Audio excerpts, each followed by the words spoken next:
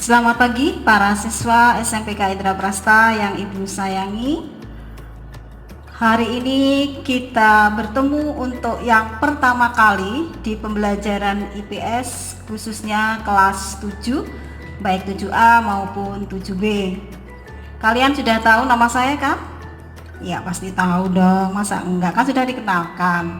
Ya, saya ulangi, saya Ibu Tri Mulyani, dan di sini saya diberi beban tugas untuk mengajar mata pelajaran IPS dan pelajaran bahasa Jawa. Para siswa sekalian, sebelum kita berlanjut pada pembelajaran, ada baiknya saya berikan beberapa hal supaya pembelajaran kita berjalan dengan lancar. Yang pertama, untuk pembelajaran IPS, tentu kalian harus memiliki buku-buku pegangan apa supaya dalam belajar bisa lancar, dan faktor pendukungnya tentu saja buku dan lain-lainnya. Yang pertama, kalian pasti sudah mempunyai buku paket. Nah, ini adalah buku sumber utama kita yang wajib kalian punyai dan sudah mendapatkan. Kemudian yang kedua, kalian harus mempunyai atlas, karena pembelajaran IPS itu kan mempelajari tentang segala hal yang ada di muka bumi. Maka kalian wajib mempunyai atlas, terutama atlas dunia, ya. Jangan hanya atlas Indonesia atau atlas-atlas tertentu yang kecil, jangan, kalau bisa yang besar. Dan lihat tahun pembuatannya, minimal tahun pembuatan itu 5 tahun dari sekarang. Jadi kalau kalian beli, jangan beli yang di bawah tahun 2015, belilah yang cetakan tahun 2015 ke atas. Mengapa demikian? Karena komposisi wilayah itu setiap tahun pasti berbeda. Contohnya di Indonesia saja pembagian provinsi juga berbeda. Kalau kamu beli atlas yang tahun 2010, wah, maka pembagian provinsinya mungkin masih 24 atau 26. Ya, tuh. Kemudian yang ketiga, kalian juga harus siapkan berbagai buku catatan. Baik itu catatan untuk dirimu sendiri maupun catatan resmi, serta buku PSPR. Khusus untuk pelajaran IPS, semua buku catatan itu harus disampul pakai sampul seperti ini, warna coklat, ya. Ini wajib. PSPR harus disampul seperti ini. Nah, itu yang harus kalian lakukan sebelum pembelajaran secara resmi. Oke? Nah, kalau kalian sudah siap, mari kita belajar bersama tentang pengenalan lingkungan.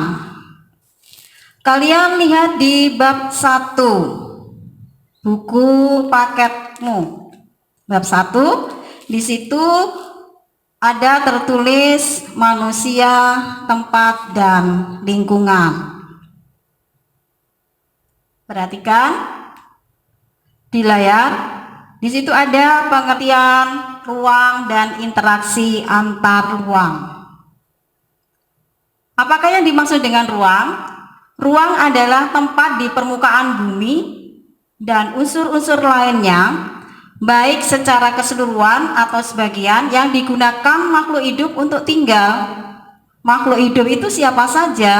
Ya, manusia, tumbuhan, binatang, makhluk organisme, dan lain-lainnya. Itu yang dimaksud dengan ruang. Di mana kalian tinggal, itulah ruang kalian. Kalau sekarang kalian ada di ruang tamu, yaitu ruangmu. Kalau kalian ada misalnya sekarang di kamar, maka itulah ruangmu sekarang. Tapi tempat tinggal manusia di mana?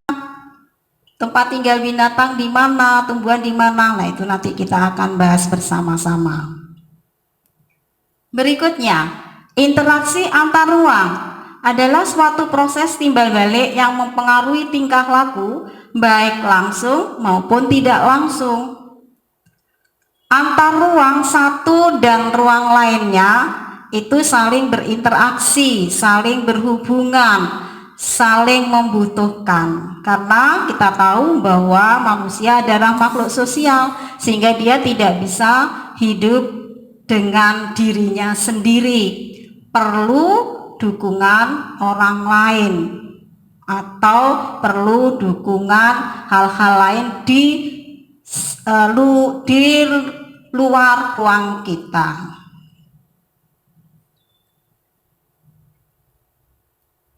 Lanjut, berikutnya, bagaimanakah terjadinya interaksi antar ruang? Satu, kalian lihat di PowerPoint itu, saling melengkapi atau complementary, regional complementary. Contohnya, misalnya wilayah A itu surplus sayuran, wilayah B surplus ikan. Wilayah A misalnya daerah Malang, disamakan daerah dataran tinggi banyak pegunungan, maka banyak sayuran dan buah. Sedangkan wilayah B misalnya Situbondo, Besuki, itu daerah pantai, maka surplus ikan, menghasilkan ikan. Maka orang-orang Malang kalau ingin membutuhkan ikan, dia akan membeli ikan dari wilayah Situbondo atau Probolinggo atau Pasuruan, daerah ikan.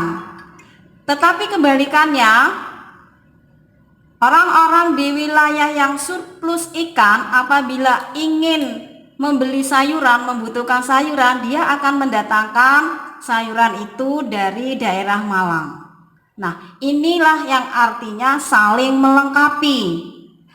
Yang A banyak sayur tapi kurang ikan, yang B banyak ikan tapi kurang sayur. Itu namanya saling melengkapi kebutuhan antar wilayah dengan sumber daya saling melengkapi kebutuhan antar wilayah dengan sumber daya alam yang berbeda. Sekarang yang kedua, yaitu kesempatan antara atau intervening opportunity. Begini, jika seseorang akan membeli suatu produk, maka ia harus memperhatikan jarak dan biaya. Kalau tadi yang pertama kan interaksi produk satu dan produk lain berbeda jumlahnya sehingga saling melengkapi.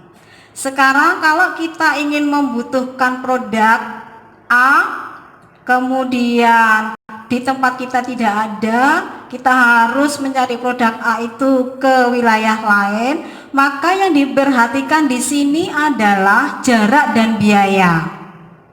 Kita mencari jarak yang terdekat. Kalau di PowerPoint itu kalian lihat, wilayah A dan wilayah B itu jaraknya lebih jauh. Meskipun di situ surplus sayuran minus ikan, kemudian yang B surplus ikan minus sayuran. Bisa aja beli, tapi di sini jaraknya jauh. Nah, maka kita cari yang terdekat, yaitu di wilayah C. C itu lebih dekat, maka kita belinya di daerah C yang surplus ikan minus sayuran, jaraknya dekat dan biayanya murah. Lanjut, sekarang yang ketiga, kemudahan transfer atau transferability, yaitu biaya untuk terjadinya interaksi tadi harus diperhitungkan, harus lebih rendah atau lebih murah dibandingkan dengan keuntungan yang diperoleh. Artinya gini, jika biaya tinggi, keuntungan rendah, maka interaksi antar wilayah tersebut tidak akan terjadi. Maka anak-anak, kalau kalian ingin mencari produk, membeli sesuatu barang, harus dipikirkan jaraknya dekat atau jauh, kemudian harganya mahal atau murah. Para siswa, Materi kita sudah selesai. Nah, kalian sudah memahami tadi interaksi antar ruang dan cara memenuhi kebutuhan antar ruang.